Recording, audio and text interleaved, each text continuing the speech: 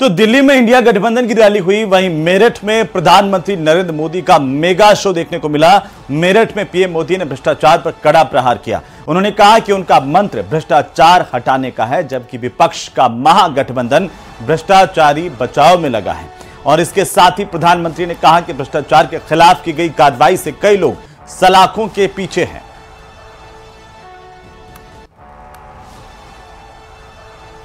मोदी का मंत्र है। तो प्रधानमंत्री नरेंद्र मोदी आज मेरठ में आक्रामक अंदाज में दिखाई दिए, विपक्ष पर जमकर हमला बोला। मोदी का मंत्र है भ्रष्टाचार हटाओ। वो कहते हैं भ्रष्टाचारी बचाओ। ये चुनाव इन दो खेमों की लड़ाई है। एक खेमा एनडीए का, जो भ्रष्टाचार हटाने के लिए मैदान में है। दूसरा वो खेमा जो भ्रष्टाचारियों को बचाने के लिए मैदान में है। फैसला आपको करना है। भ्रष्टाचारियों से बचाने के लिए जो कदम उठाए जा रहे हैं,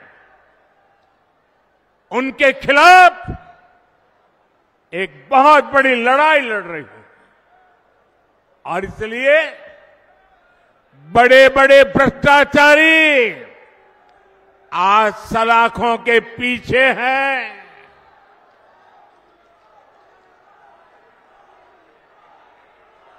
सुप्रीम कोर्ट तक जमानत नहीं मिल रही है। और इसलिए कई बड़े बड़े भ्रष्टाचारियों को कोर्ट के चक्कर लगाने पड़ रहे हैं। तो मेरठ में आज प्रधानमंत्री मोदी ने अपनी सरकार की 4 बड़ी उपलब्धियां भी गिनाई। ये कौन सी बड़ी उपलब्धियां हैं, वो आप देखिए। अब आप देखिए, अयोध्या में रामलला का भव्य मंदिर बनेगा। ये लोगों को असंभव लगता था, लेकिन राम मंदिर भी बना है और हर रोज वहां लाखों लोग दर्शन के लिए भी जा रहे हैं। साथियों, हमारे देश में हमारी सेना को 1 रैंक 1 पेंशन को लेकर भी पहले कितने वायदे किए गए थे। कभी देश में 1 रैंक 1 पेंशन लागू होगा, ये हमारे सेना के जवानों ने आशा छोड़ दी थी। ये भी असंभव लगता था, लेकिन हमने न सिर्फ 1 रैंक 1 पेंशन लागू किया, बल्कि हमारे देश की सीमाओं की रक्षा करने वाले पूर्व सैनिकों को उनके हक का 1 लाख करोड़ रुपए से ज्यादा दिया। साथियों, 3 तलाक के विरुद्ध एक सख्त कानून भी लोगों को असंभव लगता था। आज 3 तलाक के खिलाफ न सिर्फ कानून बन चुका है, बल्कि ये हजारों मुस्लिम बहनों की जिंदगी भी बचा रहा है।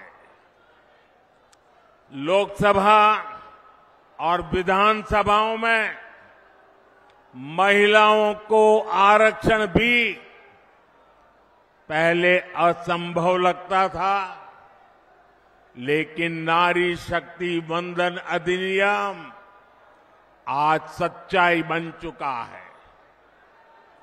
साथियों, जम्मू कश्मीर में आर्टिकल 370 कभी हटेगा, ये भी लोगों को असंभव लगता था। लेकिन आर्टिकल 370 भी हटा है और जम्मू कश्मीर का तेज विकास भी हो रहा है। तो वहीं कच्चातीव द्वीप को लेकर आरटीआई से सामने आई नई जानकारी के बाद बीजेपी कांग्रेस पर हमलावर है। प्रधानमंत्री मोदी ने ट्वीट करके कांग्रेस पर बड़ा हमला बोला। पीएम मोदी ने आरटीआई से सामने आई इस जानकारी की तरफ इशारा करते हुए यह लिखा कि आंखें खोलने वाला और चौंकाने वाला है। पीएम ने लिखा कि नए तथ्यों से पता लगता है कि कांग्रेस ने कैसे बेरहमी से कच्चातीव द्वीप को दे दिया। इन बातों से हर भारतीय गुस्से में है और अब लोग कांग्रेस पर कभी भरोसा नहीं कर सकते। प्रधानमंत्री ने लिखा कि भारत की एकता, अखंडता और हितों को कमजोर करना 75 सालों से कांग्रेस का काम करने का तरीका रहा है।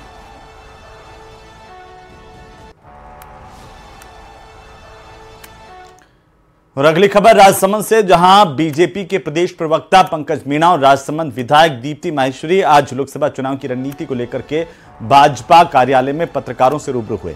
पंकज मीणा ने कहा कि राजस्थान की सभी 25 लोकसभा सीटों पर जीत हासिल करेगी बीजेपी। राजस्थान में कांग्रेस के नेता लोकसभा सीटों पर चुनाव लड़ने के लिए तैयार नहीं हो रहे और अब राजसमंद में ही जिसको सीट दिया गया वही छोड़कर चले गए।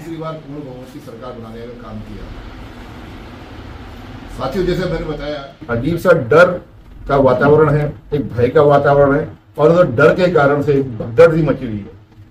अगर हम पिछले 4 महीने में देखें तो कांग्रेस के तमाम बड़े नेता कहीं ना कहीं कांग्रेस को छोड़ के भाग रहे हैं और जो कांग्रेस में बने हुए हैं वो चुनाव लड़ने से डर रहे हैं और जिनको पार्टी ने जबरदस्ती चुनाव लड़ाने के लिए टिकट दे दिया वो टिकट छोड़ के भाग रहे हैं।